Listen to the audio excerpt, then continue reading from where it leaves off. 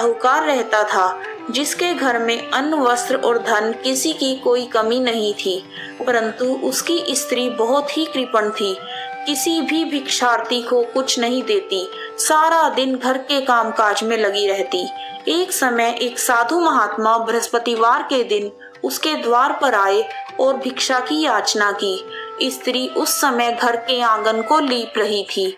इस कारण साधु महाराज से कहने लगी, महाराज, इस समय तो मैं घर लीप रही हूँ, आपको कुछ नहीं दे सकती, फिर किसी अवकाश समय आना। साधु महात्मा खाली हाथ चले गए। कुछ दिनों के पश्चात वही साधु महात्मा आए और उसी तरह भिक्षा मांगी। साहूकारनी उस समय लड़के को खाना खिला रही थी। कहने लगी, महाराज, मैं क्या करूं, अवकाश नहीं है, इसलिए आपको भिक्षा नहीं दे सकती।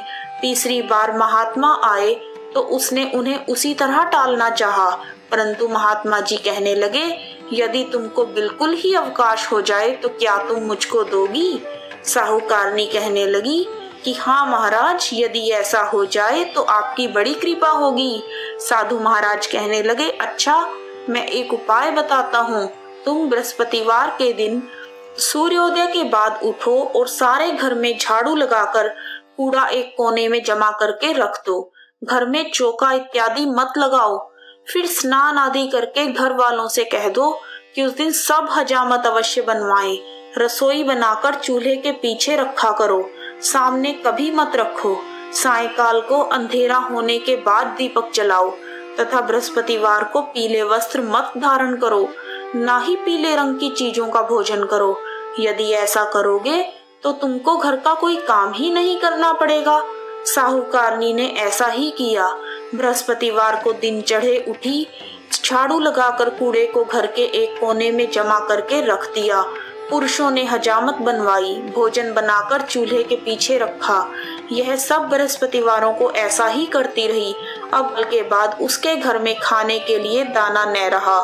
थोड़े दिनों में महात्मा फिर से आए और उन्होंने भिक्षा की याचना की, परंतु सेठानी ने कहा, महाराज, मेरे घर में खाने के लिए अन्न नहीं है, आपको क्या दे सकती हूँ?